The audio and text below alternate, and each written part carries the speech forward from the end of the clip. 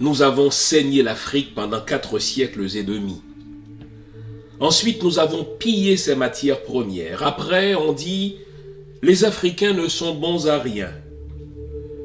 Au nom de la religion, on a détruit leur culture. Et maintenant, comme il faut faire les choses avec plus d'élégance, on leur pique leur cerveau grâce aux bourses.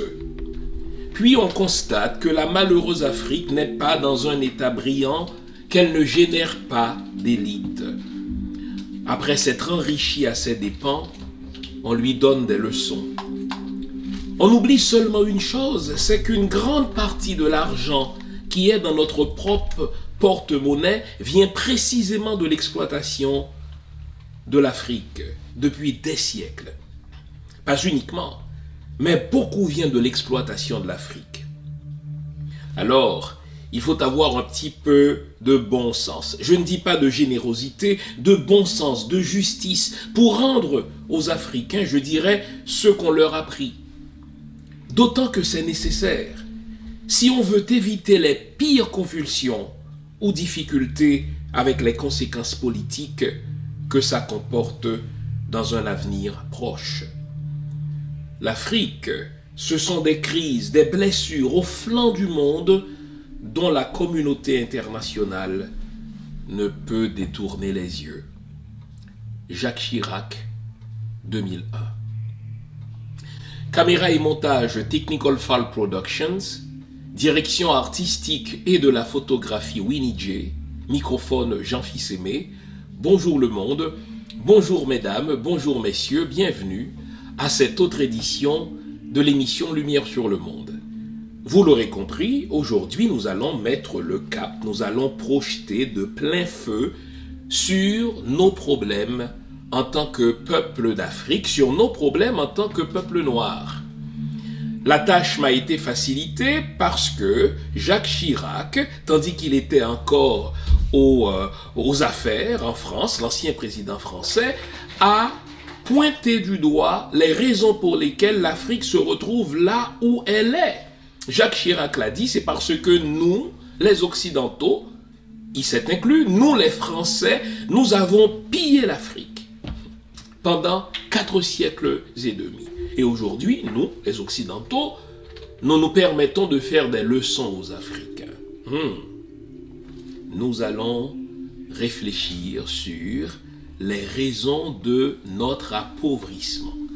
Le prétexte, il m'a été servi par cette énième conférence ou cet énième sommet France-Afrique qui s'est déroulé la semaine dernière, le 8 octobre dernier, à Montpellier en France. J'ai eu l'occasion d'intervenir sur 2 chaînes africaines où j'ai exprimé, soit avant le sommet et après le sommet, mon point de vue. Et diable, comme mon diagnostic coïncide avec celui d'un ancien président français. Je vous lance cette question. C'est un oxymore. Et si nous étions pauvres parce que nous sommes riches? Je reprends la phrase. Prenez le temps de bien y penser. Je sais que c'est un oxymore. Parce qu'en général, on est soit pauvre ou riche. Mais moi, je vous dis le contraire. Et si nous étions pauvres précisément parce que nous sommes riches? Eh bien, nous allons réfléchir sur nos problèmes en tant que peuple noir. Pourquoi nous nous retrouvons dans cette situation merdique? Prenez n'importe quel peuple d'Afrique, prenez n'importe quel peuple noir, à des degrés divers, vous allez dire « Oh là là, nous sommes dans la merde ». Ce n'est pas une fatalité. Il y a des mains qui brassent toute cette merde. Il y a des mains qui nous maintiennent là-dedans. Des mains internationales comme des mains nationales. Nous allons prendre le temps de réfléchir à cela. Et évidemment, on nous organise un beau spectacle de temps en temps pour nous culpabiliser, comme quoi c'est nous qui sommes la source du problème, alors que quand on prend le temps d'y plonger avec lucidité, on réalise que non. Ce que nous appelons notre situation merdique est au fait mise en place savamment et entretenue par des gens qui en profitent. Nous allons nous dire les vraies affaires ce matin, comme d'habitude. je vous invite à ce stade-ci à observer une pause. Pendant cette pause, vous allez vous faire une bonne tasse de thé, une bonne tasse de café, une bonne tasse de chocolat chaud. Bref, tout ce qui est de nature à vous garder éveillé. Car aujourd'hui encore, nous allons nous dire les vraies affaires. Et je vous le dis sans prétention, au terme de l'émission, vous aurez compris pourquoi votre pays d'Afrique, pourquoi votre pays des Antilles, pourquoi mon pays d'Haïti se retrouve là où il est. C'est qu'il y a des gens qui, pendant des siècles, ont mis en place un système. Ils le maintiennent, ce système, tout en nous culpabilisant. Il faut briser cette machine. À tout à l'heure. Quand on est initié, ce qui est convoqué, c'est à la fois l'aspect symbolique, mais aussi l'invisible. Donc c'est difficile pour moi de vous raconter. Mais par contre, ce que je peux dire, c'est que les initiations dans le vaudou, elles ont toujours un lien avec le fait de se perfectionner soi-même et de travailler avec les éléments de la nature visibles et invisibles. Quand on parle de vaudou et qu'on vous pose la question, quelle est la définition que vous donnez du vaudou? Alors, ma définition, qui est assez personnelle, elle consiste à dire que déjà, pour moi, ça n'est pas une religion.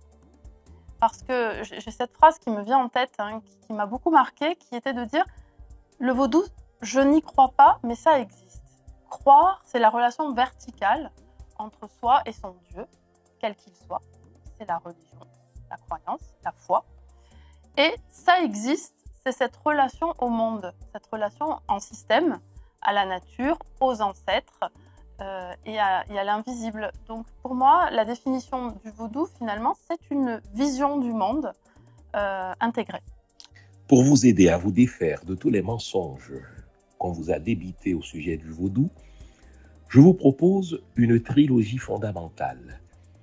Vaudou, je me souviens, et si les lois n'étaient pas les diables, et enfin, Vaudou 101, une spiritualité moderne sans sorcellerie.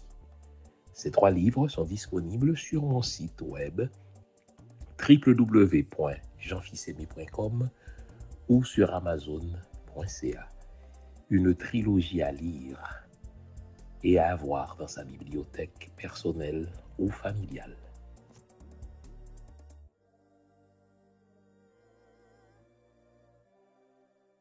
Je vous le disais dans l'introduction, le 8 octobre dernier, le président français Emmanuel Macron y est allé d'un énième sommet France-Afrique ou Afrique-France. Dans ce sommet, il s'est gardé d'inviter les politiciens, il s'est gardé d'inviter les décideurs d'Afrique. Il s'est offert un beau spectacle avec ce qu'il appelle la société civile africaine. C'est déjà pompeux parce que quand on dit le continent africain, on parle d'une 50aine de pays là. Et lui, il a eu la prétention d'inviter des représentants de la société civile. D'abord, ce sommet a été préparé à sa demande par des intellectuels africains se retrouvant sur le territoire français. Et au terme, n'est-ce pas, de cette préparation, eh bien, Emmanuel Macron a convoqué, regardez bien le verbe, pour moi c'est une convocation, de jeunes intellectuels, de jeunes entrepreneurs, les uns plus brillants que les autres, n'est-ce pas, hommes et femmes à Montpellier, pour aider Emmanuel Macron à remettre en question, dit-il, les fondamentaux du rapport entre la France et ce qu'on appelait autrefois la France-Afrique, ça veut dire des pays africains anciennement colonisés par la France. Et lui, ce qu'il dit, c'était d'avoir de nouveaux éléments de manière à avoir un nouveau paradigme dans les rapports entre la France et l'Afrique. Une semaine avant le sommet, j'ai été invité sur une chaîne africaine et j'ai dit littéralement ceci: je suis toujours pour le dialogue, mais quand je dialogue avec mon oppresseur, je dois avoir l'initiative du contenu. La France est une nation qui opprime les pays africains. C'est grâce à cette oppression-là que la France continue de s'enrichir. Et donc, oui, je suis pour le dialogue, mais dans ce dialogue avec mon oppresseur, je dois avoir l'initiative du contenu, je dois avoir l'initiative de l'ordre du jour. C'est moi qui dois dire à l'oppresseur, voici ce dont j'aimerais qu'on se parle. Et l'une des choses dont on doit se parler, c'est comment la France doit réparer, comment la France doit restituer à l'Afrique tout ce qu'elle lui a volé. Et malheureusement, j'avais dit que le mot réparation ne figurait pas dans le menu, ne figurait pas à l'ordre du jour, mais qu'en plus, au terme de ce sommet, ce sera un beau spectacle, un beau boucan, comme on dit, n'est-ce pas, chez nos amis africains francophones, qui permettrait à Emmanuel Macron de redorer son image à l'intérieur à environ 6 mois des élections. Eh bien, quelques jours après ce sommet, j'ai été invité une fois de plus sur cette même chaîne africaine et j'étais triste d'avoir raison. Vous savez, on n'a pas toujours la joie d'avoir raison, on n'est pas toujours heureux d'avoir raison. J'avais dit que ce serait un beau show qui permettrait à Emmanuel Macron de redorer son image parce que la France est en train de perdre du terrain en Afrique aux mains de la Chine et de la Russie. Mais j'avais surtout dit que au terme de ce sommet, rien ne se passerait parce que Emmanuel Macron s'est gardé d'inviter les vrais décideurs du continent africain. Il s'est contenté d'inviter des intellectuels, des entrepreneurs d'Afrique présents, n'est-ce pas, surtout en terre étrangère, pour se faire un beau show. Mais ça nous permet aujourd'hui de comprendre pourquoi nos pays africains sont là où ils sont, mais ça nous permet surtout, et c'est ce que je voudrais que vous reteniez, de réaliser que sans vous, sans nous, les Africains, sans nous, les peuples noirs, c'est pas compliqué, le monde occidental n'est rien. Sans les Africains, la France n'est rien. Parce que la France doit disposer d'un réservoir de matières premières. C'est ce que l'Afrique représente pour la France. Mais je vais plus loin. Sans nous, les Noirs, sans nos pays d'Afrique et des Antilles, c'est pas compliqué, le monde occidental n'est rien. Car le monde occidental, lui aussi, a besoin de nos pays comme réservoir de matières premières, de nos pays comme réservoir de cerveau, pour continuer à s'enrichir. Le problème, c'est que nous ne sommes pas nombreux, nous les Africains, nous ne sommes pas nombreux, nous les Antillais, nous ne sommes pas nombreux, nous les peuples noirs, à réaliser que c'est plutôt l'occidental qui a besoin de nous. L'occidental a plus besoin de nous que nous n'avons besoin de lui. Et dans sa perversion, l'occidental, n'est-ce pas, arrive à subvertir, n'est-ce pas, les choses, à renverser l'ordre des choses. Il réussit à faire croire à la plupart d'entre nous, les Noirs, que c'est nous qui avons besoin de lui, l'occidental, que c'est nous qui dépendons de lui, alors qu'en réalité, c'est lui qui dépend de nous. Et de temps en temps, vous avez un chef de l'Occident, quelqu'un qui était aux affaires, qui, réalisant que ces vieux jours s'en viennent, parce que vous savez, la conscience, on ne peut pas toujours la taire, hein. La conscience, on ne peut pas toujours la tuer. Eh bien, de temps en temps, il y a un ancien chef d'État, n'est-ce pas, ou bien un chef d'État occidental qui, sentant venir, n'est-ce pas, ces vieux jours, sentant venir sa mort, par acquis de conscience, il va d'une déclaration fracassante. Et justement, c'est ce que Jacques Chirac nous a offert en 2001 lors d'un autre sommet France-Afrique, alors que l'Église tentait de lui faire la leçon en disant à Jacques Chirac, écoutez, vous devez vous tenir loin de certains dictateurs, n'est-ce pas, africains que la France maintient. Eh bien, Jacques Chirac, réagissant à cette lettre qu'il appelle lettre donneuse de leçons de l'Église, a dit oui, ce n'est pas seulement à l'État de se faire des reproches, l'Église, elle aussi, doit se regarder au miroir et dire « mea culpa, mea maxima culpa ». Et aujourd'hui, nous allons dans un premier temps revenir au verbatim de cette entrevue que Jacques Chirac a donnée, n'est-ce pas, au journal Le Monde. Je vous ai donné la date, n'est-ce pas, en 2001. Et dans cette entrevue, Jacques Chirac a parlé d'or. Quand c'est un noir, un intellectuel noir qui dit les choses telles qu'elles sont, eh bien parfois, nous les noirs, on doute, on dit « Ah mais tiens, il a du ressentiment, c'est beaucoup plus complexe que ça, il faut nuancer ». Vous connaissez, n'est-ce pas, cette tournure de phrase-là que des noirs servent à d'autres noirs quand ils veulent éviter de se regarder en face. Si c'est un noir qu'il dit aussi à un chef d'État occidental, on dit « Ah oui, lui, regarde, il est toujours dans la victimisation, il se campe dans une posture victimaire. » On entend des intellectuels raconter, n'est-ce pas, ces conneries-là. Mais quand c'est un chef d'État occidental, toujours aux affaires, n'est-ce pas, qui dit « Écoutez, voici ce qu'il en est des problèmes véritables de l'Afrique », alors là, nous devons profiter de cette déclaration-là pour comprendre les sources véritables des problèmes des peuples noirs. Alors nous allons procéder aujourd'hui, dans un premier temps, à l'exégèse de cette déclaration de Jacques Chirac, je l'ai dit en 2001. Il commence par dire, le problème de l'Afrique, c'est que nous avons pillé ses matières premières pendant 4 siècles et demi. Ça, c'est le verbatim. Déjà, je corrigerai. À la place de Jacques Chirac, je ne dirais pas « nous avons pillé », je dirais plutôt « nous continuons de piller les matières premières de l'Afrique depuis plus de 4 siècles et demi ». Vous vous souvenez dans mon livre, n'est-ce pas, Être noir, une fabrication occidentale, comment détruire la matrice, j'ai parlé de 3 moments fondateurs dans le rapport de l'Occident avec l'Afrique.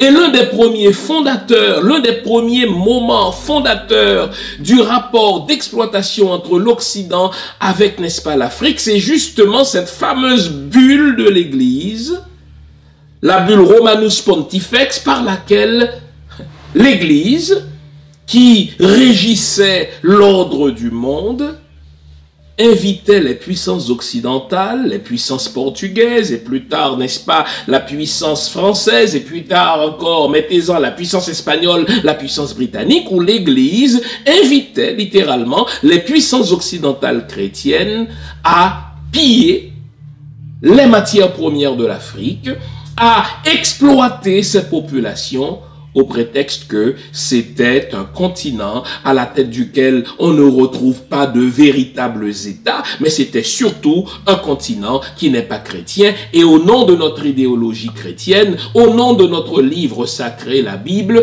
nous avons le droit de prendre possession de tout ce qui n'est pas chrétien, parce que ce qui n'est pas chrétien est au fait l'œuvre de notre Dieu chrétien.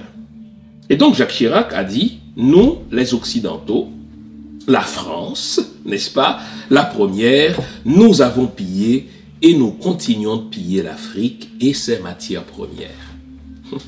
Dites-moi, le diamant de l'Afrique, à qui profite-t-il? L'iridium de l'Afrique, à qui profite-t-il? Le pétrole de l'Afrique, à qui profite-t-il? L'or de l'Afrique, à qui profite-t-il? Et là, je pourrais, n'est-ce pas, allonger la liste à l'envie, tout ce qui fait l'enrichissement de l'Occident, tout ce qui permet à l'Occident d'asseoir, n'est-ce pas, sa soi-disant supériorité sur les autres. D'où cela vient-il? Cela vient de l'Afrique. C'est pas compliqué, les amis. Aux yeux d'un occidental, l'occidental peut bien s'appeler français, l'occidental peut bien s'appeler anglais, l'occidental peut bien s'appeler espagnol, l'occidental peut bien s'appeler américain, mettez-en, mettez-en. Et quand je dis l'occidental, je dois avoir aujourd'hui l'intégrité intellectuelle de dire aussi, pas seulement l'occidental, aujourd'hui c'est la Chine, aujourd'hui c'est la Russie, n'est-ce pas? Pour ces pays-là, l'Afrique, ou bien nos pays noirs, sont de grands réservoirs de matières premières dans lesquels réservoirs ils doivent puiser pour s'enrichir. Et ça, c'est Jacques Chirac qui le dit, les amis. On ira regarder dans la deuxième partie de l'émission des accords secrets, entre 12 à 14 accords secrets que la France a imposés aux pays africains depuis les années 60, les amis. Et on verra la teneur, on verra le contenu de ces accords secrets. Au terme de ces accords secrets, eh bien, la France a un pacte de préférence sur toutes les ressources de l'Afrique. Ce n'est que lorsque la France n'a plus besoin d'une ressource que le pays africain peut proposer cette ressource à un autre pays. La France doit imposer sa monnaie à ces pays africains. La France doit imposer, si vous voulez, aux pays africains le devoir, n'est-ce pas, de placer leur argent en France. Entre autres, et on verra, n'est-ce pas, le contenu de ces autres accords secrets. Alors, quand Jacques Chirac dit « Nous avons pillé et nous continuons de piller l'Afrique pour ses matières premières », il parle d'or.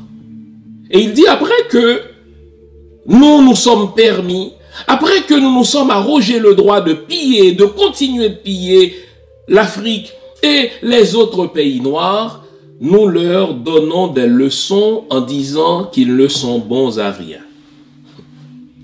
Si vous écoutez des gens comme Marine Le Pen parler, si vous écoutez des gens comme Éric Zemmour parler, d'autres, n'est-ce pas, extrémistes de la droite occidentale, pas seulement de la droite, n'est-ce pas, de la gauche aussi parfois, pas seulement des politiciens, mais des directeurs d'opinion, des gens qui parlent fort, n'est-ce pas, dans les médias, ils nous laissent l'impression que si nous avons des pays de merde, ils nous laissent l'impression que si nos situations, n'est-ce pas, sont à ce point décourageantes dans nos pays de noirs, c'est notre faute. Parti de rien et défiant le monde.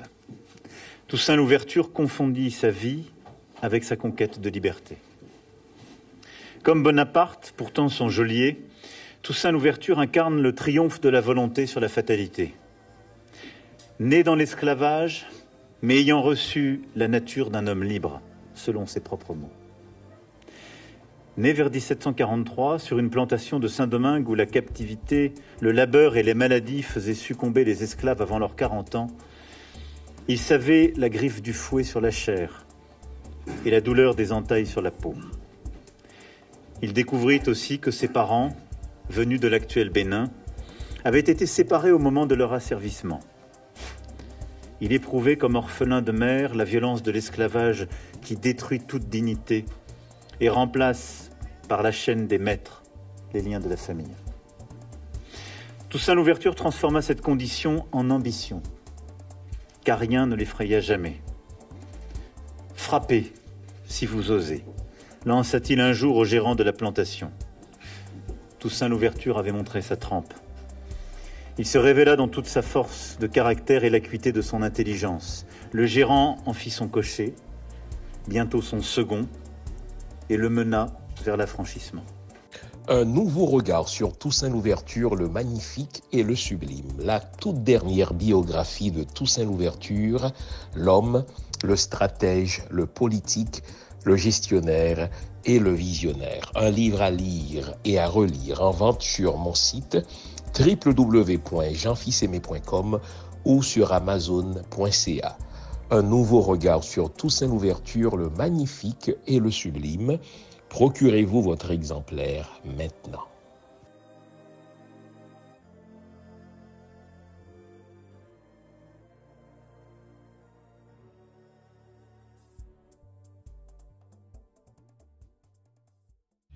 Quand Donald Trump s'est permis de dire par rapport à la crise migratoire haïtienne vers les États-Unis qu'il faut les refouler tous parce que ces gens-là ont probablement le sida, eh bien Donald Trump n'invente rien.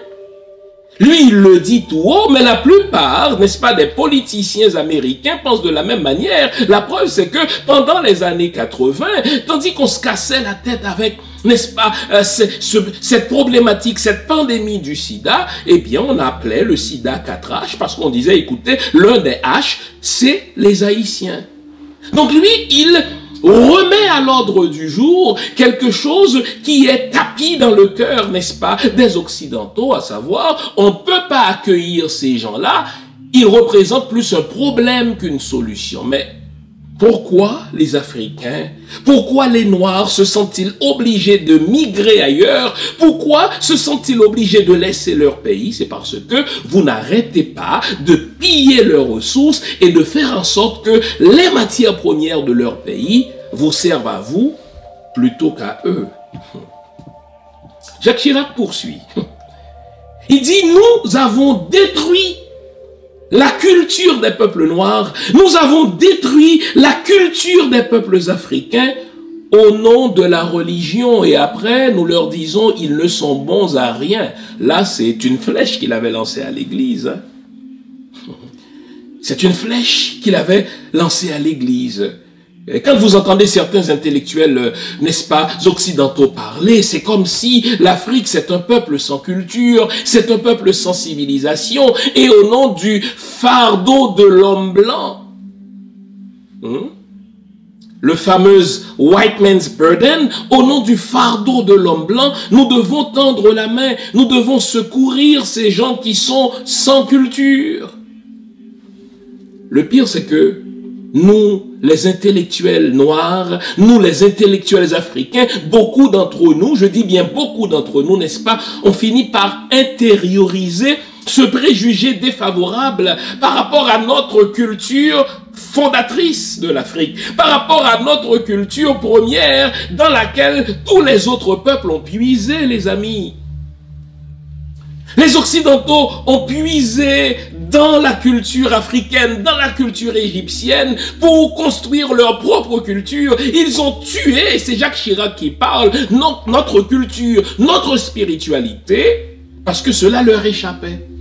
Ils avaient besoin de légitimer leur ensauvagement en tuant notre culture, et maintenant, ils nous disent, écoutez, nous devons vous apporter le bon Dieu. Nous devons vous apporter la vraie religion, en sorte que un noir ait évolué aux yeux de l'occidental quand il est chrétien.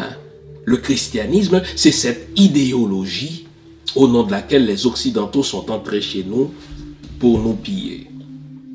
Et là, Jacques Chirac ajoute, les amis, vous vous souvenez, j'ai pas arrêté de vous dire que dans les 5 outils de la néocolonisation, ça veut dire les 5 piliers dont l'occidental se sert pour nous maintenir, n'est-ce pas, sous ses bottes de l'occidental, il y a l'émigration. Eh bien, Jacques Chirac ajoute, les amis, ah oui, bien sûr, ça c'est un texte qu'il vous faut lire. Jacques Chirac ajoute, aujourd'hui, nous faisons les choses avec plus d'élégance, nous leur piquons leur cerveau en leur accordant des bourses.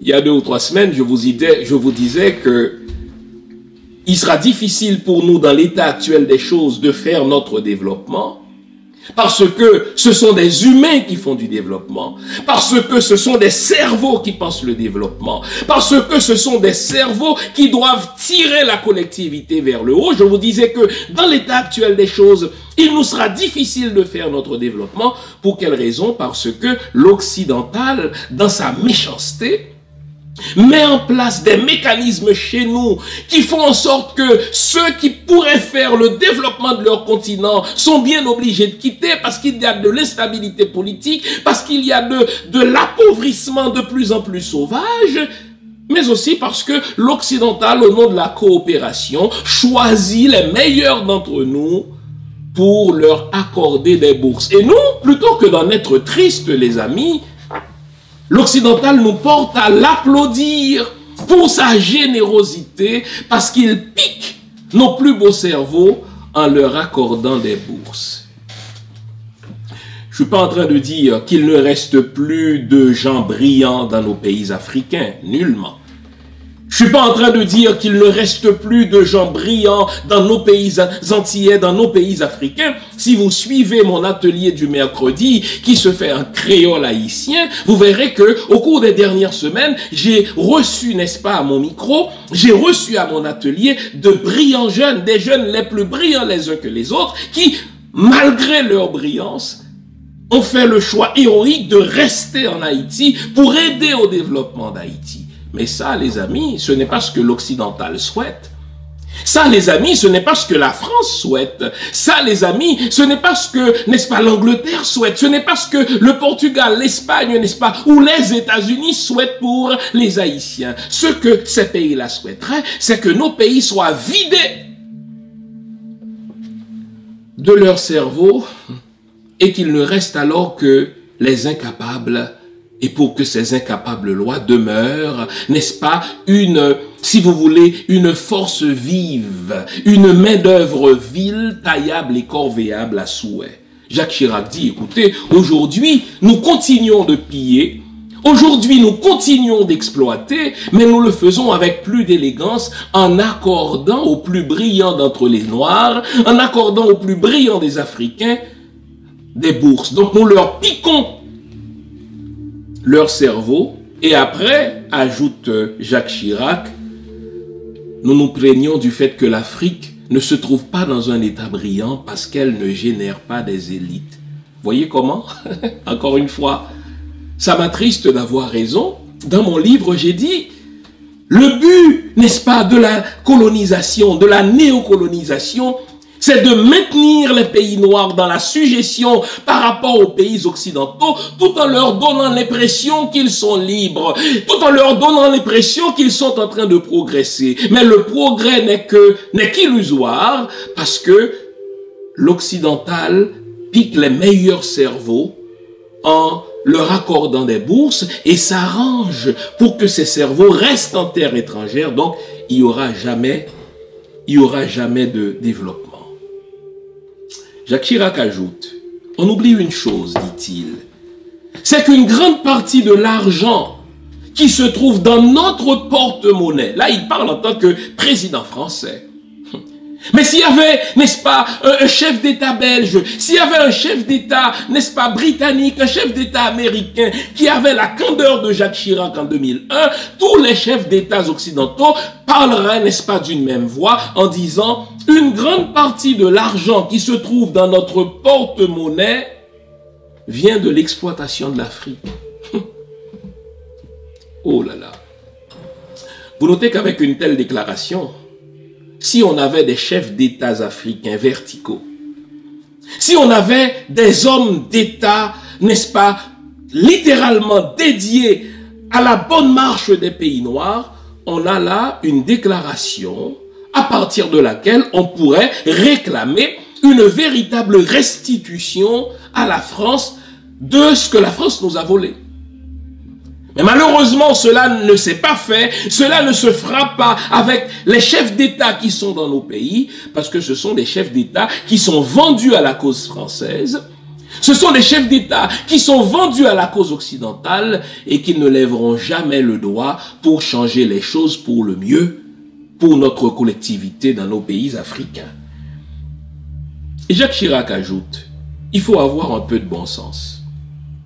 Il précise, je ne vous demande pas d'avoir de la générosité car on ne peut pas être généreux vis-à-vis de quelqu'un avec les biens duquel on s'est enrichi. Les mots ont leur sens. Lui, ce qu'il dit, écoutez, je veux un peu de bon sens, je veux un peu de justice pour rendre à l'Afrique une partie de ce qu'on lui a volé. Est-ce que vous entendez les termes de Jacques Chirac? Je veux un minimum de justice, dit-il.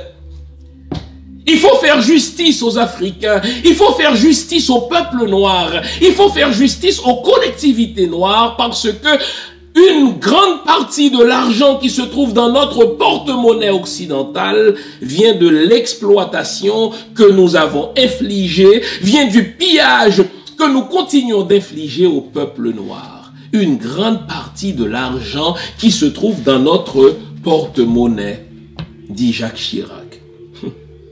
Et il termine en ces mots. Aujourd'hui, l'Afrique, ce sont des crises. en permanence.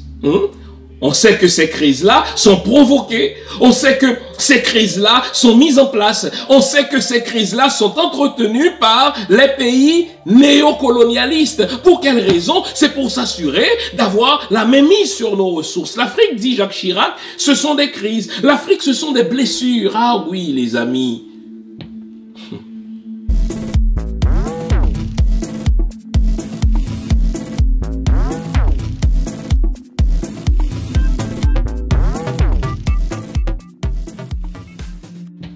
On se souvient de ses mains coupées, on se souvient de ses jambes coupées au moment de la colonisation, n'est-ce pas, de l'Afrique par les Belges, entre autres. Mais pas seulement des blessures au sens premier, c'est des blessures psychologiques. Ce ne sont pas seulement des blessures passées, ce sont des blessures vives, des blessures qui existent encore aujourd'hui. Jacques Chirac dit l'Afrique, ce sont des blessures au flanc du monde, dont la communauté ne peut plus détourner les yeux. Dont la communauté internationale, dit-il, ne peut plus détourner les yeux. Les amis, ces blessures que le monde occidental a infligées à nos peuples, ces blessures que le monde occidental continue d'infliger à notre continent, ces blessures que le monde occidental continue d'infliger à nos pays, la communauté internationale ne peut plus se laver les mains en détournant les regards de ce qu'elle a produit. Toute action a des conséquences, les amis. Les blessures dont souffrent, n'est-ce pas, nos pays noirs, les blessures qui ont été infligées à notre continent africain et à nos pays de peuple noir, ces blessures-là ont été causées par la communauté internationale et elle ne peut plus détourner les regards en disant « ce n'est pas de mes affaires ». Il y a ce fameux flux migratoire des Haïtiens qui partent, n'est-ce pas, de l'Amérique du Sud, des Haïtiens qui partent de loin pour aller cogner à la porte des États-Unis. Et on a vu ce que Biden, tout président démocrate, n'est-ce pas, fut-il, a fait à l'État haïtien. Il a refoulé plus de 8000 d'entre eux vers Haïti, malgré le fait que beaucoup d'entre eux ne sont pas nés en Haïti, malgré le fait que ces gens-là sont en réalité, n'est-ce pas, des gens qui doivent être protégés au regard du droit international. Joe Biden s'en fout.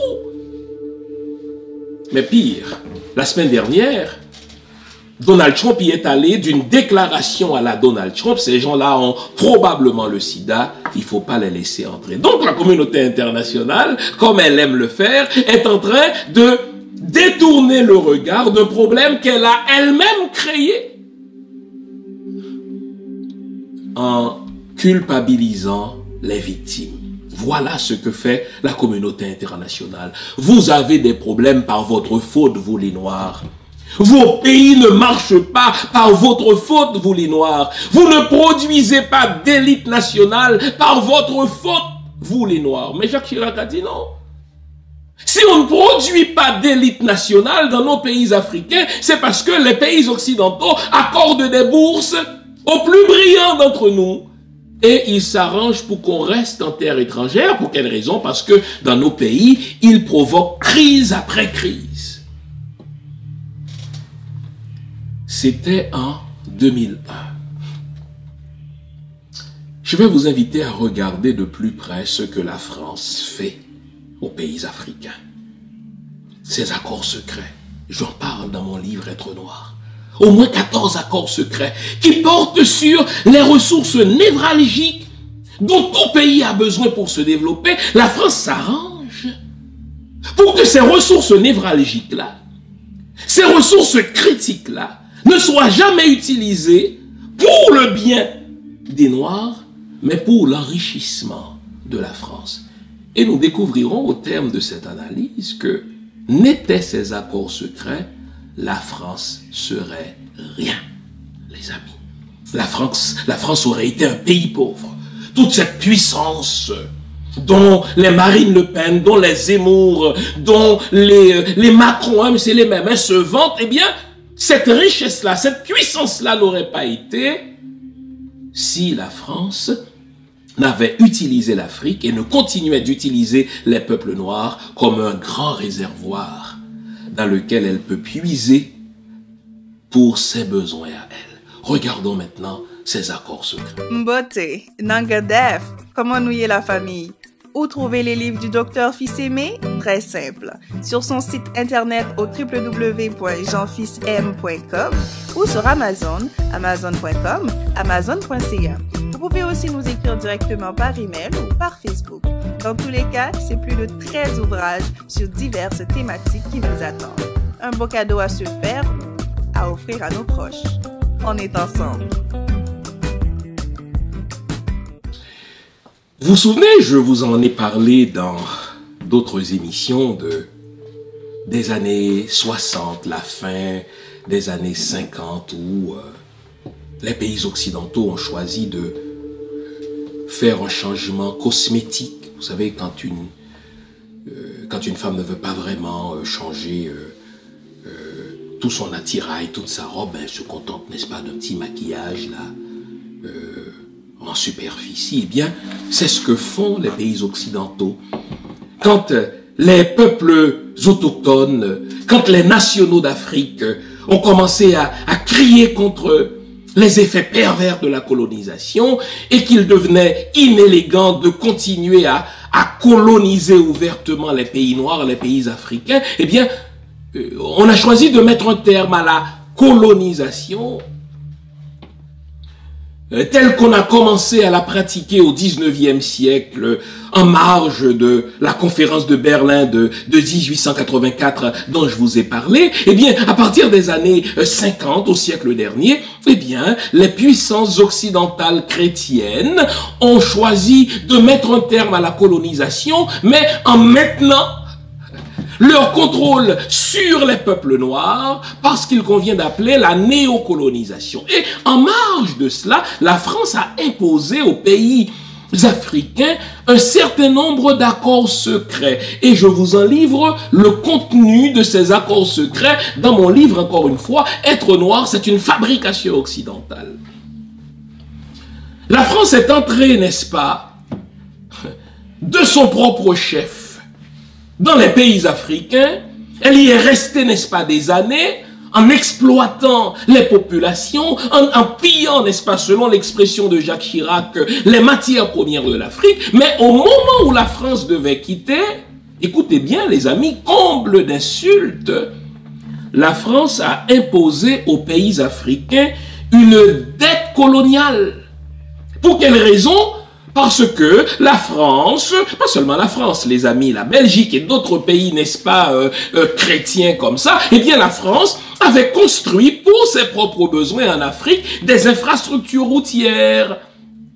La France avait construit pour ses propres besoins, n'est-ce pas, d'autres types d'infrastructures. Et la France a dit, maintenant que vous me demandez de partir, j'ai dépensé de l'argent pour construire ces infrastructures. J'ai dépensé de l'argent, n'est-ce pas, pour construire ces centrales. J'ai dépensé de l'argent pour refaire des routes. Mais l'argent que j'ai dépensé à même vos propres ressources africaines. Maintenant que c'est vous qui allez en profiter, vous les Africains, quelqu'un doit me rembourser. Et la France a donc imposé une dette coloniale aux pays africains pour le remboursement, les amis, des bénéfices de la colonisation. Vous entendez même le phrasé de la chose? Vous entendez même le libellé de la chose? C'est une insulte à notre intelligence en tant que peuple noir. On va vous imposer une dette coloniale pour que vous puissiez nous rembourser les bénéfices de la colonisation. Oh là là! Donc, par la colonisation, la France nous a fourni des bénéfices. C'est ce que la France est en train de dire. Cette tactique-là, elle l'avait déjà essayé en Haïti, les amis. Voyez, tout ce qui se passe en Afrique, Haïti en a été, Haïti en est encore le laboratoire. Je vous ai dit, c'est pour ça que vous devez prêter attention à tout ce qui se fait en Haïti. Haïti, c'est le laboratoire de ce que les Occidentaux cherchent à faire dans d'autres pays africains et ils rôdent leur tactique d'abord en Haïti. Si ça marche bien, ils le reproduisent, n'est-ce pas? Ils les reproduisent, cette tactique-là, dans d'autres pays noirs. Cette affaire de dette que les pays noirs doivent rembourser pour le bénéfice de la colonisation, c'est d'abord Haïti qui en a fait les frais, les amis. Imaginez en gros de 1503 jusqu'en 1804, nous, les peuples noirs d'Haïti, avons été soumis à l'esclavage espagnol, soumis à l'esclavage français. Et lorsque nos ancêtres, regardez derrière moi, nos ancêtres comme Toussaint Louverture, nos ancêtres comme Jean-Jacques Dessalines, nos ancêtres comme Capois-Lamort, nos ancêtres comme Sanit Belair, Tantoya, mettez-en, car c'était des hommes et des femmes. On dit non à cette exploitation. La France fut bien obligée de se rendre à l'évidence que jamais on ne retournerait dans l'esclavage formel. Mais vous savez ce que la France nous a fait à nous les Haïtiens? La France a dit, écoutez, vous avez privé les propriétaires d'esclaves d'un bien qui leur appartient. Quel est ce bien? Vous-même. L'esclavagiste ne peut plus vous réclamer, n'est-ce pas, ce qu'il a acheté. Qu'est-ce qu'il avait acheté? L'esclavagiste, vous, votre personne. L'esclavagiste ne peut plus se servir de votre force de travail parce que, en vous achetant comme esclave, vous étiez censé travailler pour lui jusqu'à votre mort. Et là, pour compenser, les amis, la perte des esclavagistes, la France, écoutez bien les amis, va imposer au peuple haïtien une rançon, car il s'agit d'une rançon, il ne s'agit pas de dette, il s'agit d'une rançon, comme lorsque des kidnappeurs kidnappent quelqu'un et réclament une rançon à sa famille. La France nous a imposé une rançon, les amis, de 150 millions de francs, qui va être légèrement réduite, cette rançon-là. Et vous savez quoi? Nous avons mis un siècle à rembourser cette dette. Donc pendant un siècle où nous devions payer à la France cette rançon de l'indépendance, on n'a pas pu faire de développement, on n'a pas pu, n'est-ce pas, créer nous-mêmes nos infrastructures. Et aujourd'hui, un économiste français, un grand économiste français, Thomas Piketty, dont je parle dans mon livre, évalue la dette que la France a imposée aux Haïtiens, évalue la rançon que la France a imposée aux Haïtiens à plus de 27 milliards de dollars américains. Alors que la France ne vienne plus se plaindre de la pauvreté haïtienne, que la France ne vienne plus se plaindre du fait que c'est un pays, n'est-ce pas, dont la population est appauvrie. Quand on parle de pauvreté haïtienne, il faut regarder d'abord du côté des Français et ensuite du côté des Américains. Alors, ce qu'ils ont essayé chez nous, ils l'ont fait chez vous, les Africains. Ils ont imposé une dette coloniale aux pays africains pour le remboursement des bénéfices de la colonisation. Et vous savez, l'un des architectes de cela, c'est justement Charles de Gaulle, les amis. Donc vous voyez, à chacun son héros. À chaque nation, ses héros. Pour un Français, quand vous parlez de Charles de Gaulle, c'est un héros. N'est-ce pas lui qui a contribué, n'est-ce pas, à libérer la France depuis Londres de l'emprise des nazis? Mais tandis que pour les Français, Charles de Gaulle est un héros, mais pour nous les Noirs, c'est un salaud. Et ça finit par le même son. C'est souvent le cas. Le héros des uns, c'est le salaud des autres, et le salaud des uns, c'est le héros des autres. L'affaire, les amis, c'est que, tandis que la France nous a imposé cette rançon pour le remboursement des privations du travail de l'esclave, la France, tout comme l'Empire britannique, remboursait généreusement les esclavagistes. La France et l'Empire britannique donnaient beaucoup d'argent aux esclavagistes au prétexte que, en perdant les esclaves, ils ont perdu, pauvres, leur investissement. Et qui doit rembourser à ces esclavagistes, à même l'argent des anciens esclaves? L'État français. Donc,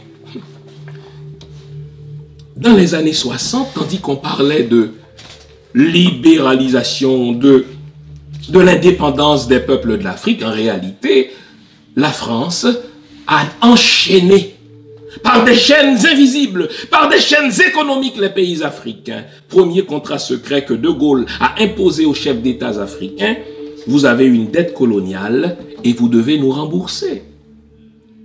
Deuxième accord secret de la France avec les pays africains, la confiscation automatique des réserves financières nationales. Vous savez, tous ces pays-là qui ont été colonisés par la France a réalisé que ce sont des pays qui sont riches. Ce sont des pays aux potentiels économiques énormes. Ce sont des pays au potentiel financier, n'est-ce pas, grandiose. La France dit non, même si on ne pratique plus la colonisation, on ne va pas vous laisser contrôler vous-même vos réserves financières. Eh bien, au terme d'un deuxième accord secret, la France impose aux pays africains la confiscation des réserves financières nationales. Vous me direz, ah oui, mais pourquoi ils acceptent cela? Quand vous dites ils, distinguons. La population africaine n'y est pour rien, parce que la population africaine, n'est-ce pas, était tenue au grand secret de ces choses-là. Les politiciens africains ont accepté cela parce que ce sont des politiciens qui sont placés là par la France.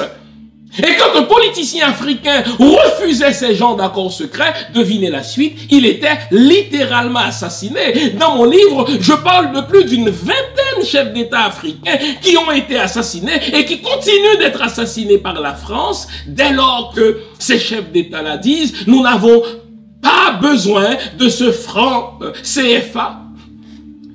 Nous n'avons pas besoin, nous ne sommes pas liés par ces accords secrets au terme desquels la France se permet de confisquer automatiquement nos réserves financières. C'est pas compliqué. Il est soit renversé, s'il est chanceux. S'il tient tête, eh bien son pays, n'est-ce pas, fait face à des bouleversements, des sursauts, n'est-ce pas, en permanence. Et les moins chanceux, ils sont plus qu'une vingtaine, la France ou d'autres pays, n'est-ce pas, les États-Unis, la Belgique ou d'autres pays, n'est-ce pas, les assassinent tout simplement. Troisième accord secret, écoutez ça les amis. La France a un droit automatique de premier refus sur toute ressource brute ou naturelle découverte dans le pays. Oh là là, imaginez les amis, j'aurais une ressource dans mon sous-sol, dans mon pays, et mon voisin me dit, vous êtes tenu de m'en faire l'offre en premier, ce pacte de préférence, et c'est après que moi, la France, j'aurais refusé votre offre que vous avez le droit d'offrir votre ressource à un autre pays. Un autre accord secret, les amis. Donc, si tout à coup on découvre, je ne sais pas moi, des mines de diamants, si tout à coup on découvre, n'est-ce pas, de l'iradium, en tout cas, tout ce qui est matière première dont les industries françaises, n'est-ce pas, auraient besoin, ces pays africains sont tenus d'offrir ces ressources-là à la France d'abord. C'est après que la France a dit non qu'on aurait le droit de se tourner vers d'autres puissances. Vous comprenez pourquoi la France est en train de trembler ces jours-ci? Parce que la Chine devient de plus en plus agressive en Afrique. Je ne dis pas que ce soit nécessairement une bonne chose. Une exploitation, c'est une exploitation. Que l'exploitation soit chinoise, qu'elle soit russe, qu'elle soit française, elle est exploitation. Mais la France est en train de trembler parce que la Chine devient de plus en plus agressive sur le territoire, sur le continent africain. Et la Russie aussi, et la Turquie aussi sont de plus en plus présentes. Et la France tremble et ne sait plus sur quel pied danser parce que sans l'Afrique, la France est pauvre, les amis. Troisième accord secret. Oh yo yo, c'est tellement insultant. La priorité doit être, en ce qui a trait aux ressources africaines, la priorité doit être accordée aux intérêts et aux entreprises françaises dans les marchés publics ou dans les appels d'offres publics. On découvre, je ne sais pas moi, telle ressource extraordinaire. L'Afrique lance, n'est-ce pas, un appel d'offres, mais l'Afrique est tenue d'accorder la priorité aux intérêts et aux entreprises françaises. C'est après que les entreprises françaises auront prouvé qu'elles n'ont aucun intérêt dans ces ressources-là que les pays africains pourront seulement en second lieu se tourner vers d'autres types d'entreprises. Donc, c'est pas l'idée quelle est la meilleure offre pour nous les Africains. Quel est le meilleur pays pour nous les Africains? Quelle est la meilleure option pour nous? Mais qu'est-ce qui va mieux servir l'intérêt des entreprises françaises? Et si les entreprises françaises sont mieux servies dans leur intérêt, peu importe que nous, les Africains, nous avons une autre option, c'est pas grave. Et si vous osez vous objecter à cela, c'est pas compliqué. Le Quai d'Orsay va vous assassiner. 4e accord secret. Oh là là. Non, j'en suis au 5e. Le droit exclusif de fournir des équipements militaires et de former les officiers militaires des colonies. La France se dit, vous aurez besoin d'une armée. Oui, on va vous fournir, nous, une armée. Vous aurez besoin de militaires, c'est nous qui allons les former, vos militaires. Vous aurez besoin d'équipements militaires, c'est nous exclusivement qui devons vous les fournir. Donc, il n'y a pas de concurrence. Vous avez besoin d'un char, on va vous donner le char. Vous avez besoin d'avions, on va vous donner des avions. Eh bien, nous allons former vos militaires. Ça nous enlève 2 avantages, les amis. Le premier avantage que ça nous enlève, c'est que nos équipements militaires sont à ce point bien connus par les Français qu'ils en font ce qu'ils veulent. Mais mieux, puisque, je devrais dire pire, puisque c'est la France qui, au terme de cet accord secret, doit exclusivement former nos militaires, eh bien la France sait sur quel bouton appuyer pour renverser tel gouvernement civil. Quand tel gouvernement civil, quand tel premier ministre, quand tel président civil, n'est-ce pas, essaie de jouer la carte nationaliste contre la France, puisque c'est la France qui forme les militaires, elle sait, n'est-ce pas, les colonels, les généraux qui sont encore soumis à sa main, eh bien la France va dire, tiens, tel colonel, allez-y d'un coup d'État, renversez, n'est-ce pas, ce président civil qui se permet de jouer la carte de nationaliste, et on va vous permettre de rester là 10, 15, 20 ans, 30 ans. On est pour la démocratie, mais pas pour les peuples africains, bon Dieu. Nous, ce qu'il nous faut, c'est un régime qui continue de servir l'intérêt des entreprises françaises. Et regardez donc ce qui se passe dans les pays africains. Et vous notez que ce qui se passe là dans les pays africains, c'est le reflet de ce qui se passe chez nous. Avant, c'est la France qui faisait ça chez nous. Les Américains, depuis 1934, leur a donné un coup de pied dans le cul. C'est les Américains qui font exactement les mêmes choses. C'est eux qui ont formé nos militaires, n'est-ce pas? C'est eux qui, en priorité, ont formé nos policiers par la suite. Et quand on veut créer du grabuge, quand on veut déstabiliser un gouvernement, ou bien quand on veut maintenir le pays dans l'insécurité à laquelle on assiste ces jours-ci par le kidnapping, qu'est-ce qu'on fait? On dit aux policiers, ne faites rien. Et ce policier, ce militaire, n'osera rien faire parce que son maître, son formateur, celui qui lui a fourni les armes, lui a dit de ne rien faire. Un autre accord secret. Oh lolo. On parle de décolonisation, mon œil. On parle de l'indépendance des pays africains, mon œil. Mais un autre accord secret. La France a le droit, les amis, de déployer des troupes et d'intervenir militairement dans le pays pour y défendre ses intérêts. Le chef d'État africain n'a pas besoin de faire appel au président français pour lui demander d'intervenir dans son pays, même si son pays est un pays soi-disant souverain. Si les intérêts de la France sont menacés, la France a le droit de déployer sur le territoire africain, n'importe lequel, ses troupes pour y défendre ses intérêts. Alors vous me parlez de quoi là? D'indépendance, vous me parlez de souveraineté? Mais c'est exactement ce que les Américains font en Haïti. Souvent, on dit que les Américains ont occupé Haïti de 1915 à 1934. C'est doublement faux. Les Américains ont commencé à envoyer leurs troupes chez nous bien avant.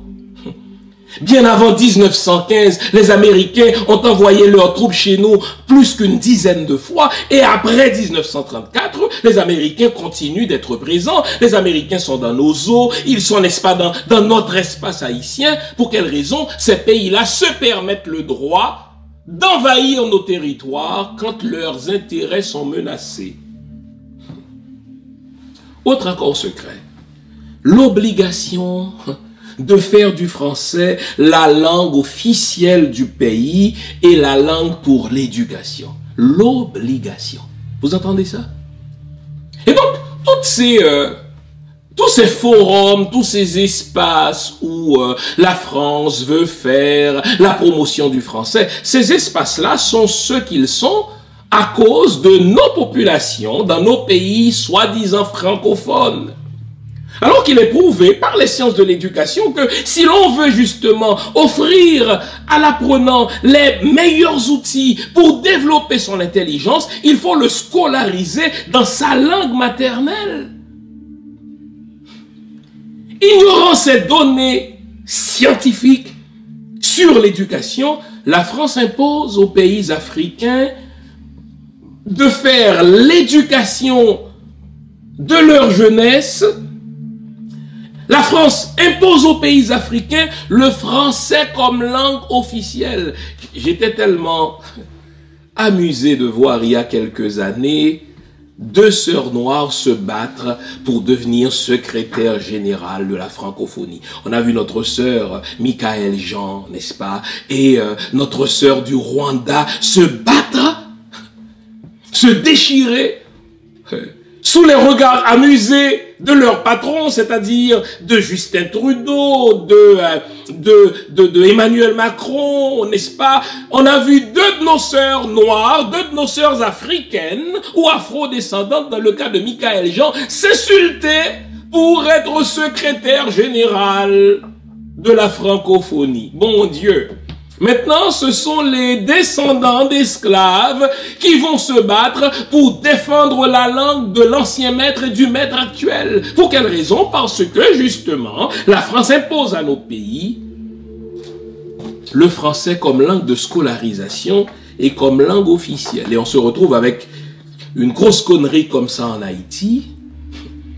On continue à s'appeler justement un pays francophone alors que les Haïtiens sont plus francophiles que francophones, hein? On comprend, parce que la majorité d'entre eux ne savent ni lire ni écrire. Donc le français reste, si vous voulez, une langue d'apparat, c'est la langue du maître, mais quand tu veux dire les vraies choses aux Haïtiens, c'est pas le français que vous parlez, c'est le créole. Et là, vous me posez la question, pourquoi je fais ça en français? Parce que je ne parle pas qu'aux Haïtiens à cette antenne-là, je parle à nos frères africains qui constituent 37% de mon audience, hein? Et puisque, par les effets pervers de la colonisation et de l'esclavage, le français demeure ma langue passerelle avec mes frères d'Afrique, mais je suis bien obligé de parler français, autrement c'est seulement mes frères haïtiens qui comprennent. Et je veux que mon message soit compris par un plus grand nombre de personnes. Et pour compenser la chose, le mercredi, moi j'ai un atelier exclusivement consacré à mes frères haïtiens, c'est fait en créole. Donc si je veux être compris par mes autres frères et sœurs qui ont eux aussi subi l'esclavage et la colonisation, l'histoire m'impose de parler la langue passerelle du salopard esclavagiste qu'est le français. L'obligation, les amis, d'utiliser le franc CFA. On a changé le mot. Le franc CFA, les amis, vous savez comment? Ce que le CFA représentait, franc des colonies françaises d'Afrique. Ça veut dire, ces colonies françaises d'Afrique sont devenues libres à compter des années 60, mais De Gaulle leur a quand même imposé une monnaie. Quelle est cette monnaie? Le franc CFA. Que signifie CFA? Franc des colonies françaises d'Afrique. Donc, vous êtes encore des colonisés et vous n'avez pas le droit, les amis. Des gens sont morts pour ça. Des économistes africains ont été littéralement assassinés quand ils ont proposé et ont prouvé que on gagnerait mieux à avoir notre propre monnaie. Et laissez-moi vous le dire, Kadhafi a été assassiné par la France pour ça aussi. Kadhafi voulait des États-Unis d'Afrique Ils voulaient nous donner notre propre monnaie à nous. Ils voulaient aussi doter de l'Afrique, n'est-ce pas, de satellites, en fait, d'une infrastructure satellitaire pour faire baisser, si vous voulez, les prix des communications sans fil, parce que c'est les compagnies françaises qui s'enrichissent à même ces affaires-là, les cellulaires, etc. Kadhafi était sur le point de faire baisser les prix en offrant des structures satellitaires aux autres pays africains. On l'a assassiné pour cela, en le faisant passer comme dictateur. Dictateur, mon œil. Si l'on compare le niveau de vie des Libyens sous le long règne de Kadhafi, au niveau de vie, n'est-ce pas, des Libyens, après que la France, les États-Unis, bref, tous les pays occidentaux ont assassiné froidement Kadhafi en détruisant les infrastructures du pays, la comparaison est vite faite, n'est-ce pas? Les Libyens se portaient mieux sous Kadhafi que sous un règne post-Kadhafi, depuis que la France et les États-Unis de Barack Obama, ils sont entrés pour détruire ce que Kadhafi avait construit. Les pays africains ont l'obligation d'utiliser le franc CFA. Et vous savez à qui le franc CFA profite? À la France, les amis. Tous les économistes africains ou qui ont réfléchi sous d'autres cieux sur cette affaire de CFA disent que l'Afrique gagnerait à avoir sa propre monnaie, mais oh là là, osez donc changer cette monnaie, vous serez soit assassiné, ou la France va étouffer votre économie. L'obligation, les amis, d'envoyer en France un bilan annuel et un rapport d'état de vos réserves. Vous avez votre pays, soi-disant indépendant, vous avez soi-disant un pays souverain, mais vous avez l'obligation de faire un rapport à la France de l'état réel de vos réserves. L'obligation de renoncer à toute alliance militaire avec d'autres pays, sauf sur autorisation de la France. Si vous allez regarder mon émission que j'avais présentée le 7 juillet dernier, le jour même de l'assassinat du président Jovenel Moïse, du président haïtien Jovenel Moïse, je vous ai dit que l'une des raisons dans ce complexe de facteurs qui explique que les États-Unis se soient fermés les yeux sur son assassinat, que les États-Unis soient complices de son assassinat, c'est parce que Jovenel Moïse a osé rencontrer des autorités russes en Turquie, parce que Jovenel Moïse a osé se tourner vers la Turquie, très proche de la Russie, pour, n'est-ce pas, offrir de l'électricité à son peuple. Jovenel Moïse a osé recevoir les lettres de créance d'un ambassadeur de la Fédération russe dans la cour américaine d'Haïti. Et j'ai un frère africain qui, lorsqu'il avait vu cela, au début du mois de juin, m'avait dit, Jean, il vient de signer son arrêt de mort. Et moins d'un mois plus tard, il a été assassiné. C'est la même doctrine, les amis. Avec d'autres mots, c'est la même doctrine, n'est-ce pas, de manière maquillée, mais c'est la même chose. La France oblige les pays africains à n'avoir aucun accord militaire avec aucun autre pays. Ça, c'est écrit dans les accords secrets. Les États-Unis ne vont pas vous le dire comme ça, mais quand vous êtes Haïti, quand vous êtes chef d'État haïtien, vous n'avez pas le droit de vous tourner vers un autre pays pour vos affaires militaires. L'obligation pour les pays français de s'allier avec la France en cas de guerre. Donc, vous ne pouvez pas être neutre. Si la France est en guerre, comme au bon vieux temps de la Seconde Guerre mondiale, où la France est allée puiser ses soldats en Afrique, les utilisant, n'est-ce pas, comme boucliers humains, comme chair à canon, c'est comme ça qu'on les appelait, et bien aujourd'hui encore, si la France est en guerre, ces pays-là sont automatiquement en guerre parce qu'ils appartiennent à la France. Alors, vous dites que nos problèmes à nous viennent de nous. Non, nos problèmes à nous ne viennent pas de nous. Nos problèmes à nous sont créés dans des industries occidentales. Ils sont maintenus par l'Occident parce que, aux yeux de l'occidental, les amis, nous sommes un grand réservoir de main-d'œuvre et de matières premières. Cela ne changera que lorsque nous, peuple noir, nous prendrons conscience de cela et que nous accepterons de botter le cul aux Français, aux Américains, peu importe le pays néocolonialiste qui garde la même mise sur nos ressources. Mais vous me direz, mais pourquoi on ne se révolte pas? C'est la dernière partie de l'émission.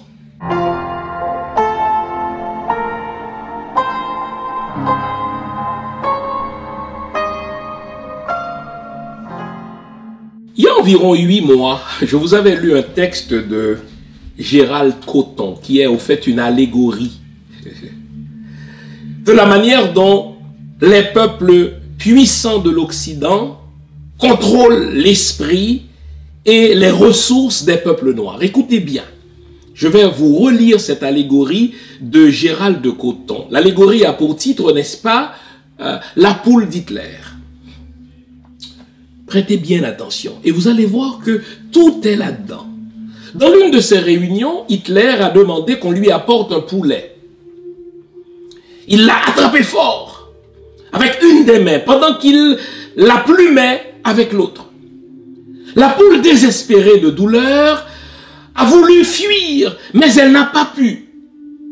Ainsi, Hitler a pris toutes ses plumes en disant à ses collaborateurs, « Maintenant, regardez ce qui va se passer. » Hitler a lâché la poule sur le sol et s'est éloigné d'elle. Il a pris une poignée de grains de blé, a commencé à marcher dans la pièce et a jeté les grains de blé au sol. Tandis que ses collaborateurs voyaient, hantés, comme la poule effrayée, douloureuse et saignant, courait après Hitler et essayait de saisir quelques miettes. En tournant dans la pièce, la poule le suivait fidèlement partout. Alors Hitler a regardé ses acolytes qui étaient tout à fait surpris et leur a dit ceci. Ainsi, facilement on gouverne les idiots. Vous avez vu comment la poule m'a suivi malgré la douleur que je lui ai causée? Je lui ai tout pris, les plumes et la dignité, mais elle me suit quand même en quête de remoulage. Ainsi, c'est la plupart des gens. Ils suivent leurs gouvernants et les politiciens malgré la douleur que ceux-ci leur causent, en leur ôtant la santé, l'éducation et la dignité par le simple geste de recevoir un avantage bon marché ou quelque chose à nourrir pour 1 ou 2 jours. Le peuple suit celui qui donne les miettes du jour. Oh là là, quelle allégorie! Hitler saisit une poule, lui enlève, n'est-ce pas, ses plumes, lui enlève sa dignité de poule, mais après, il lui donne quelques grains. Et la poule, plutôt que se dire, mais c'est mon malfaiteur qui m'offre des grains, et le grain en fait me revient à moi, eh bien la poule continue de suivre son malfaiteur, car désormais, elle n'a qu'un intérêt, le grain du jour. Les amis, c'est ce qui nous arrive dans nos pays africains. C'est ce qui nous arrive dans nos pays noirs. Je vous ai dit que la semaine dernière, j'étais sur une chaîne africaine commentant justement cette arrogance de Macron qui dit aux Africains « Comment puis-je vous aider ?» Et là, j'ai un ami économiste qui était sur le panel avec moi qui rappelle que même si le CFA n'est pas profitable aux Africains, écoutez bien, cette fameuse monnaie imposée par la France depuis les années 60, mon ami économiste, n'est-ce pas, a dit, vous savez, Jean, ce sont les chefs d'État africains eux-mêmes qui refusent de renoncer au franc CFA car ils ont peur. Ils ont peur d'être assassinés. Ils ont peur que la France n'étouffe leur économie. Donc, pour éviter d'être assassinés par la France, pour éviter de perdre le pouvoir, ils acceptent ces quelques grains qui leur appartiennent au fait, mais que la France continue de jeter par terre. Car ce qui les intéresse, c'est d'avoir le grain du jour. Les amis, c'est ce qui nous arrive. Jovenel Moïse avait accepté de tourner le dos à une collaboration sud-sud avec le Venezuela, parce que les États-Unis lui ont dit, vous devez prendre position contre le Venezuela si vous voulez rester au pouvoir. Et Jovenel, voulant rester au pouvoir, a désavoué son bienfaiteur, le Venezuela, au profit des Américains. Et qu'est-ce qui se passe? Quand il fallait l'assassiner, les États-Unis ont collaboré à son assassinat. Vous savez, j'ai toujours dit ceci, les amis. Si un jour, je devais faire de la politique en Haïti, et rien ne m'interdit de l'envisager, je vous regarde dans les yeux, je vous le dis. Si un jour, je devais faire de la politique en Haïti, dans les 100 premiers jours de mon administration, je poserais 2 gestes d'éclat. Le premier, je réinitierai le procès contre la France pour la restitution de la rançon de l'indépendance qui vaut aujourd'hui 27 milliards d'euros dans les 100 premiers jours. Et je suspendrai dans les 100 premiers jours de mon administration, si jamais je devais faire de la politique en Haïti, mes relations diplomatiques avec les États-Unis. Ah, mais je sais que beaucoup d'entre vous ont peur, exactement la peur de la poule d'Hitler. Il y en a qui disent, ah oui, mais vous savez, Jean-Fils Aimé est fou. Si on suspend nos relations avec les États-Unis, comment va-t-on avoir nos visas? Les fameux grains que Hitler a jetés par terre pour les poules. Jean-Fils Aimé est fou. Si on initie une poursuite contre la France pour le remboursement de la rançon de l'indépendance de 27 milliards d'euros, la France va le renverser et va l'assassiner. La même peur de la poule. La vérité, c'est que la France ne pourra pas assassiner tous les Africains. La vérité, c'est que les États-Unis ne pourront pas nous assassiner tous. Et à chaque fois, je leur dis, vous qui avez peur de suspendre vos relations diplomatiques avec les États-Unis, citez-moi un seul avantage direct qu'Haïti retire de ses relations diplomatiques avec les États-Unis. Alors, bande de poules. Vous avez peur de suspendre vos relations avec les États-Unis pour vos intérêts égoïstes de visa, bande de crétins. Pour vos intérêts égoïstes de visa, bande d'apatrides. Vous voyez votre propre avantage personnel. Les États-Unis nous humilient. Les États-Unis, n'est-ce pas, foulent aux pieds le droit des réfugiés haïtiens en les refoulant vers un pays de merde que même on créé. Vous continuez à dire, il faut rien faire contre les Américains, bande de crétins. Et là, pour vous prouver que les États-Unis n'ont absolument aucun respect pour nous, savez-vous qui les États-Unis nous envoient là comme chargé d'affaires, les amis? Regardez bien la photo de cet homme. Regardez bien la photo. Son nom, c'est Kenneth Merten.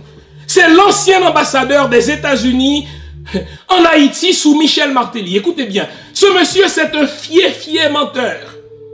Tout le monde savait que Michel Martelly avait la citoyenneté américaine. Donc, il n'était pas éligible au poste de président. Ce fier menteur dont vous voyez la photo, Kenneth Merten, qu'est-ce qu'il a dit? Il a organisé une conférence de presse parce que Kenneth Merten était nommé ambassadeur en Haïti par Hillary Clinton.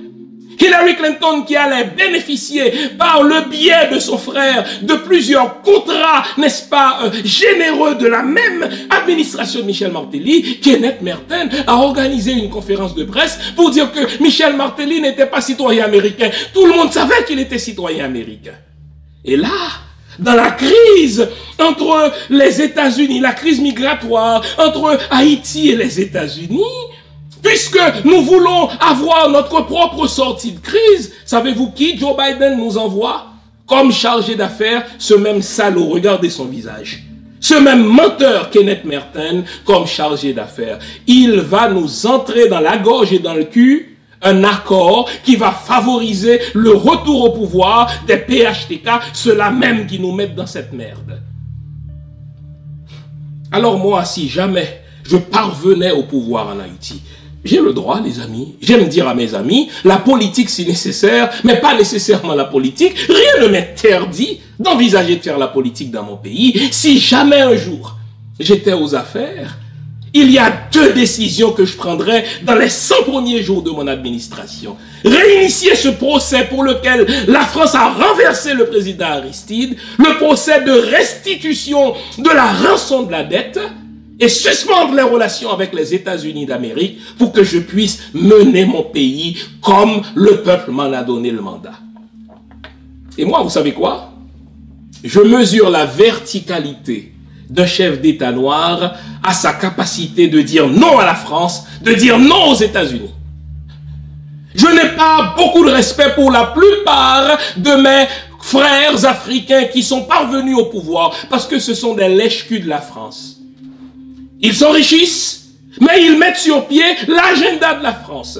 Je n'ai pas beaucoup de respect. Alors là, je n'ai pas de respect du tout pour les gens de la classe politique haïtienne. Qu'ils soient au pouvoir ou bien qu'ils soient dans l'administration, ce sont les mêmes salauds, ce sont tous des lèche-culs des Américains. Car quand ils détournent des fonds, leur argent se trouve où? Aux États-Unis. Quand ils veulent se sauver, où est-ce qu'ils envoient leurs femmes et leurs enfants? Aux États-Unis. Alors, qu'est-ce qui nous empêche, les amis, d'avoir notre indépendance réelle? La peur, ce que j'appelle moi le syndrome de la peur de la poule d'Hitler. Après qu'on a tout enlevé à la poule, eh bien la poule pense que elle ne peut plus se passer de son malfaiteur. Oh là là, ça c'est la pire des chaînes. Les amis africains, nos frères africains sont exploités par la France, mais les chefs d'État africains pensent qu'ils ne sont rien sans la France. Au fait, c'est le contraire. C'est la France qui n'est rien sans nous. Les États-Unis nous humilient. Les États-Unis nous enlèvent notre dignité. Les États-Unis nous enlèvent notre souveraineté sur la terre de Dessalines et ils s'en trouvent des politiciens pour faire l'apologie des États-Unis. Je vous emmerde. Je mesure la verticalité d'un politicien haïtien à sa capacité de dire non aux États-Unis. Alors, dès que vous léchez le cul aux Américains, dès que vous léchez le cul aux Français, je n'ai absolument aucun respect pour vous. Les amis, vous notez que la situation socio-économique des peuples noirs est mise en place et entretenue par les pays occidentaux parce que sans nous, ils ne sont rien. C'est Jacques Chirac qui le dit. Jacques Chirac dit, la grande partie de l'argent qui se trouve dans votre porte-monnaie vient du pillage des pays africains. La grande partie de l'argent qui se trouve dans le porte-monnaie des Occidentaux vient du pillage de nos ressources à nous, les Noirs. Je viens de dire, si j'étais chef d'État haïtien, ce que je ferais dans les 100 premiers jours. Maintenant, si un chef d'État africain veut faire un homme de lui, je vais lui indiquer un certain nombre de choses qu'il doit faire. D'abord, sortir unilatéralement de ces 14 accords secrets scélérats. Sortir unilatéralement. On sort unilatéralement de ces accords. La deuxième des choses, vous savez, la meilleure défense, c'est une attaque. Vous attaquez la France pour le pillage de vos biens. Et 3, vous sortez de la zone CFA. Reprenez les politiques de Kadhafi, bon Dieu. Dès que l'Occident assassine un chef d'État, vous pouvez être sûr qu'il était un bon chef d'État. Au fait, je me suis intéressé à Kadhafi après que Barack Obama et Sarkozy l'ont assassiné. Les deux l'ont assassiné. Et j'ai dit, s'il l'assassine, c'est qu'il était bon pour les peuples africains. Et je découvre que ce mec-là, c'était un grand visionnaire. Les amis, ne soyons pas comme la poule d'Hitler. Ne cultivons pas ce que j'appelle le syndrome de la peur de la poule d'Hitler. Je vais vous lire la conclusion de mon livre, n'est-ce pas, Être noir, une fabrication occidentale, comment détruire la matrice. Je vous lis la conclusion car je ne fais pas canaliser. Je propose aussi, n'est-ce pas, une voie de sortie. En Occident, être noir, c'est une place qu'on vous assigne, celle du plus bas échelon social. Être noir, c'est être porteur de crime qui ne dit pas son nom, au point de courir le risque constant de se faire interpeller par la police jusqu'à 5 fois plus que les autres communautés. Être noir, c'est accuser un taux de chômage jusqu'à 2 fois plus élevé que les autres communautés. Être noir, c'est gagner un salaire plus faible que les autres, à compétence et à expérience égale pourtant. Être noir, c'est faire l'objet de blagues désobligeantes tendant au maintien des préjugés raciaux. Être noir, c'est supporter, c'est porter le poids de l'enrichissement de l'Occident et se contenter des miettes. Être noir, c'est être le spectateur passif de son propre destin et laisser les autres décider à notre place. Voilà la matrice occidentale de la fabrication du noir. Or, Une fois que l'on comprend les mécanismes de la fabrication occidentale du noir, nous avons deux choix. Soit accepter cet état de fait, telle une fatalité, et perpétuer notre situation, ou casser la matrice, prendre notre destin en main, changer notre sort et prendre la place que nous méritons. Il n'en tient qu'à nous. Nous sommes le premier peuple de la terre. Nos richesses ont jusque-là profité aux autres et pas à nous. Conscientisons-nous, indignons-nous, révoltons-nous, vive la révolution. Brisons la matrice qui nous a fabriqués. Révolutionnons le système qui fait de nous les damnés de la terre. Nous le devons à nos ancêtres, à nous-mêmes et à nos enfants. Jean Fils-Aimé, mai 2021. Être noir, une fabrication occidentale, comment détruire la matrice. Les amis, je le dis sans vantardise aucune. En écrivant ce livre-là, j'ai voulu écrire un manuel pour chaque noir dans le monde. J'ai voulu écrire un vadémécum pour chaque famille des peuples noirs. Si vous voulez comprendre les problématiques des peuples noirs, que ce soit des peuples de l'Afrique ou bien des peuples, n'est-ce pas, noirs antillais, lisez ce livre.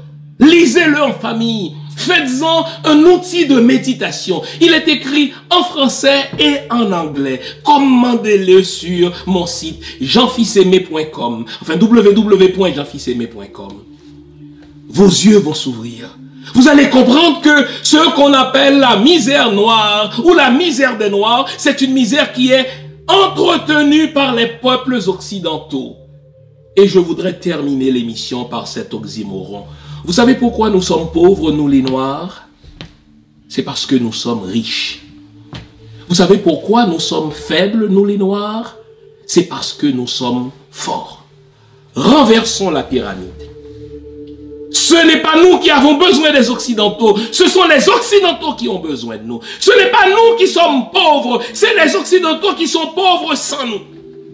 Donnons-nous des chefs d'État verticaux. Et arrêtons ces pantins qui mettent chez nous l'agenda des pays occidentaux. Vive la révolution, vive le peuple noir. Au revoir.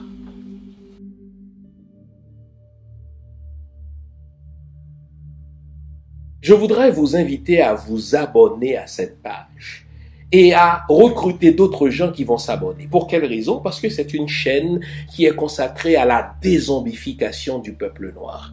Vous savez, en ma qualité de théologien, d'historien et d'expert en management public, je décide de mettre toute mon énergie et toute l'équipe qui travaille avec moi décide aussi de mettre toute son énergie à la dézombification du peuple noir. L'émission s'appelle Lumière sur le monde. Eh bien, cette lumière, ce n'est pas moi. Cette lumière, c'est le travail que nous faisons ensemble. Lorsque tout à coup, on réalise qu'on nous a roulé dans la farine, on réalise qu'on nous a trompés pendant, n'est-ce pas, des siècles, et que tout à coup, nous prenons conscience de nos ressources, nous prenons conscience de notre identité, et ayant pris conscience de tout cela, nous prenons la décision de partager ce que nous sommes, ce que nous comprenons avec les autres. Donc, nous avons besoin d'avoir une masse critique d'hommes et de femmes noirs réveillés qui vont changer, n'est-ce pas, leur pays respectif pour la gloire de nos ancêtres. Nos ancêtres méritent cela. Ils se sont sacrifiés pour nous et c'est à nous aujourd'hui de prendre le relais. Comment on le fait? On le fait en se dézombifiant et en dézombifiant les autres. Je vous invite donc à liker ce qui se fait sur cette chaîne, à le sharer, à le partager avec les autres, à vous abonner et si vous l'avez fait déjà, à recruter d'autres qui vont s'abonner. On est ensemble, on garde le moral car tant que va le moral, tout va.